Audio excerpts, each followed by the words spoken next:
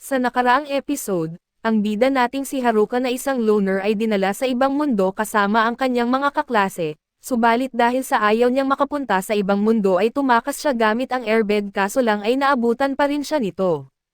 Nang masaman na siya, nadismaya siya ng sobra dahil sa walang kwentang skill na lang ang natira sa kanya at hiningi ni Haruka sa Diyos na bigyan siya ng magandang skill, ngunit dahil sa pagiging demanding ni Haruka ay nagalit na sa kanya ang Diyos at ibinigay na lang sa kanya lahat ang mga walang kwentang skill. At sa pagpapatuloy, samantala sa lungsod ay sinabi ni Mirei sa kanyang ama na ang madilim na ulap ay umiikot sa paligid ng panlabas na piitan, dahil dito ay hindi maiwasan ng bata na makaramdam na maaaring harapin nila ang mas malala pa kaysa sa huling pagsalakay ng mga orko noong nakaraang araw. Sumang-ayon ang ama niya at sinabi kay Mirei na magtungo sa guild ng mga adventurer upang magbigay ng tagubilin sa mga mandirigma bilang paghahanda sakaling may emerhensya. Agad namang tinanggap ni Mirei ang tungkulin. Balik tayo sa labanan kung saan ang ating bida ay gumagamit ng mahika na nababalot upang palitan ang kanyang mga kakayahan sa pakikipaglaban, habang unti-unting bumibilis ang kanyang galaw ay patuloy pa ring napipigilan ng leech ang kanyang mga atake. Ngunit sa kalagitnaan ng laban ay may kakaibang nangyari sa kanyang mata at bigla niyang nasisilayan ang hinaharap.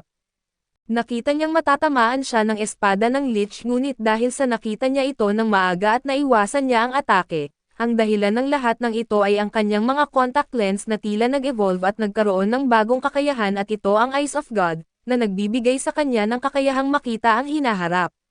Sa kabila nito ay alam niyang hindi siya maaaring maging kampante kahit isang saglit at habang muling sumugod sa laban ay inatake niya na parang nakasalalay ang kanyang buhay dito, subalit sa kasamaang palad pagkatapos ng palitan ng mga atake, sobrang pagod na siya at nahihirapang huminga. Napansin niya na tila kalmado pa rin ang leech kaya napabuntong hininga siya at nagreklamo dahil dapat ay napapagod din ito, sa puntong iyon habang nakaharap niya ang leech ay kapansin-pansin na hindi ito umatake. Napaisip ang ating bida sa buong laban na ito at napansin niyang ang leech ay hindi tulad ng ibang mga halimaw. Hindi niya naramdaman ang uhaw sa dugo mula rito kaya't naisip niyang kung gugustuhin ng leech ay maaari na sana itong tapusin siya, sa puntong iyon ay biglang inilagay ng leech ang espada nito sa kanyang leeg, gayunpaman ay hindi pa rin siya pinatay ng leech. Napansin ito ng ating bida at napaisip kung ang miasma ang nagkokontrol sa kalaban at sa kanyang pagmamasid. Nakita niyang tila nag-aatubili ang leech kaya't nakumpirma niya ang kanyang teorya, biglang nagsimulang sumisipsip ng miasma ang kanyang baston. Sinamantala niya ito at nagpatuloy sa pakikipagpalitan ng atake upang mas madaling maabsorb ng baston ang miasma, subalit unti-unting bumabalik ang miasma na naabsorb kaya't napagtanto ng ating bida na kung hindi niya ito agad maalis, muling maghihirap ang kanyang espiritu sa kadiliman. Sa kabila ng lahat ay handa na siyang tapusin ang leech gamit ang kanyang baston, ngunit ay bigla niyang binitiwan ang sandata at niyakap ang kalaban at sa kanyang pagyakap ay nadiskubre niyang ang skeleton na ito ay ganap na nag-iisa at sa kabutihang palad, nasupil niya ang leech at sinubukan itong kausapin.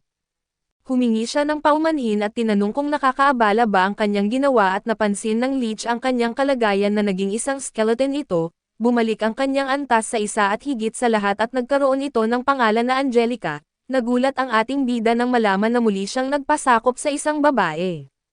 Naalala niya ang pakiramdam na ito subalit dahil sa kakaibang kalagayan ng mga skeleton ay binaliwala na lamang niya ang isyo at nagpa siya ng umalis, dumaan siya sa pinto at nakarating sa espasyo ng ika-100 palapag at doon, nakita niya ang isang hagdanan na nagbigay sa kanya ng kasiyahan dahil sa wakas ay makakabalik na siya sa ibabaw.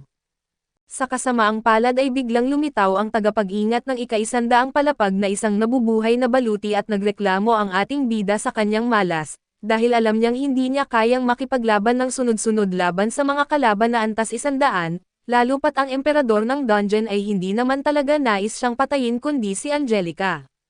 Ngunit iba ang laban ngayon dahil sa buhay na baluti at nag-iisip siya ng paraan at ginamit ang kanyang mahika sa lupa upang sirain ang kisame, na ginawa niyang iba upang magamit ang kakayahan niyang maglakad sa hangin at gayunpaman, 2 minotaur na antas 99 ang biglang lumitaw.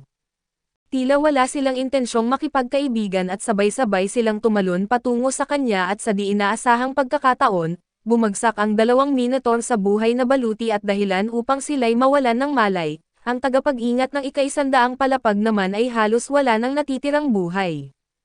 Sinamantala ito ng ating bida at binigyan ito ng huling atake at matapos ang laban at kinuha niya ang mga kristal ng tatlong kalaban, na para sa kanya ay isa ng tagumpay at tahimik lamang si Angelica habang pinapanood ito kaso para sa ating bida ay panalo pa rin ang panalo. Habang nakatingin si Angelica sa buhay na baluti na nakahandusay sa lupa at tinanong siya ng bida kung nais ba niya ito, tumatango si Angelica kaya't sinubukan nilang isuot ito sa kanya kaso hindi ito bagay sa kanyang katawan. Napaisip ang ating bida na baka mas magkasya ito kapag nagkaroon siya ng mas maraming kalamnan.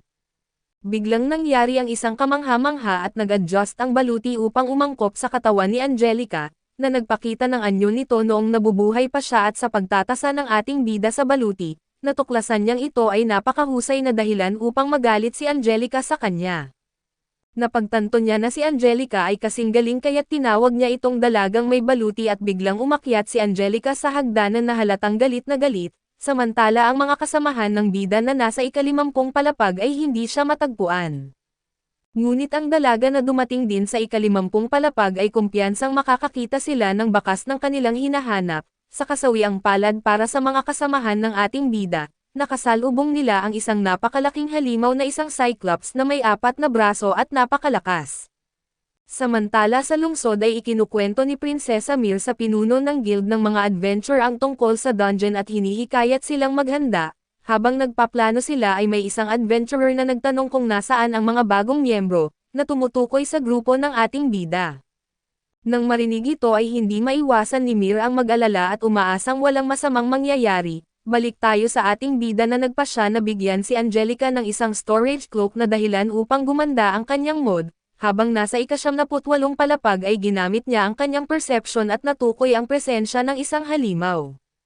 Sa pamamagitan ng kanyang evaluation ay nalaman niyang ito ay isang lich na antas 78 at ang lich ay immune sa pisikal na atake at tanging holy magic lamang ang epektibo rito. Naisip niyang buksan muli ang kisame tulad ng ginawa niya dati pero mabilis niyang binabawi ang ideyang iyon. Sa halip ay ginamit niya ang kanyang baston at bagamat dati niyang inakala na ito ay walang silbi, naging kapaki-pakinabang ito matapos mapalakas at nagawa niyang talunin ang lich gamit ang mga piercing na atake at pagdating sa ika-77 palapag, hinarap nila ang mga makamandag na gamo-gamo. Alam niyang ang kanilang alikabok ay sobrang nakalalasan kaya't mahirap itong malampasan, dahil alam niyang naaakit sila sa liwanag na gumamit siya ng fireball upang matipon ang mga ito at nang mapalapit ang lahat, pinalaki niya ang apoy gamit ang kanyang mahika dahilan upang maubos ang mga ito. Sumunod nilang hinarap ang mga makamandag na uod sa ika-76 na palapag at ang mga anak ng gamo-gamo na kanilang nakaharap, dahil sobrang lagkit ng kanilang mga sapot at gumawa siya ng maliit na pader gamit ang mahika sa lupa upang harangan sila. Pagkatapos ay dinurog niya ang lahat ng uod gamit ang pader na parang isang roller. Sa ika-75 palapag ay isang buhay na espada ang kanilang nakaharap at ang masama pa rito na antas 100 ito, nagsimulang magreklamo siya dahil alam niyang hindi siya handa sa ganitong kalaban at sa kabila ng kanyang pagsubok na tamaan ang espada, naiwasan nito ang bawat atake at pinanatiling abala si Juka gamit ang ibang espada na minamaniobra nito. Dahil sa kanyang alanganin at humingi siya ng tulong kay Angelica sa isang mabilis na galaw, tinalo ni Angelica ang halimaw gamit ang isang malakas na hiwa at nagulat si Juka dahil alam niyang si Angelica ay isang nakakatakot na kalaban noon, ngunit ngayon ay naging kanyang pinakamainam na kakampi. Samantala ang mga kaklase ni Juka sa ika-50 palapag ay nahihirapan pa rin sa pakikipaglaban sa Cyclops. Ang leader ng mga otako at ang leader ng mga atleta ay parehong nag-iisip kung ano ang gagawin ni Juka sa ganitong sitwasyon, habang tila sumusuko ang mga ito at pinigilan siya ng dalawang leader at sinabi sa kanya na masyado pang maaga para sumuko. Hinawakan nila siya sa likod at ipinaliwanag ang kanilang plano at sinimulan ito ni Kakizaki, na ginamit ang kanyang kakayahang burst acceleration upang sumugod sa kalaban. Bagamat naitaboy siya ng Cyclops gamit ang isang malakas na hampas at bahagi ito ng kanilang tactics. Ang totoong layunin ay ang leader ng mga otako na siyang tumapos sa halimaw. Matagumpay nilang napabagsak ang Cyclops at habang si Kakizaki ay nakahandusay at tinulungan siya ng leader ng mga otako, lahat ay nagdiwang ng kanilang tagumpay ngunit sa isip nito pinapangako niyang hahanapin niya si Juka at inaasahang magpapatuloy ito ng laban. Samantala makikita natin ang ating bida na naglalakad pababa sa hagdan patungo sa ika-85 palapag, bigla niyang naramdaman ang pagyanig ng lugar kaya tumigil siya at nagtanong kung ano ang ibig sabihin nito, sa malayo ay makikita ang iba't ibang halimaw na naglalabasan. Kaso dito muna matatapos ang ating recap, salamat sa inyong panonood hanggang sa muli.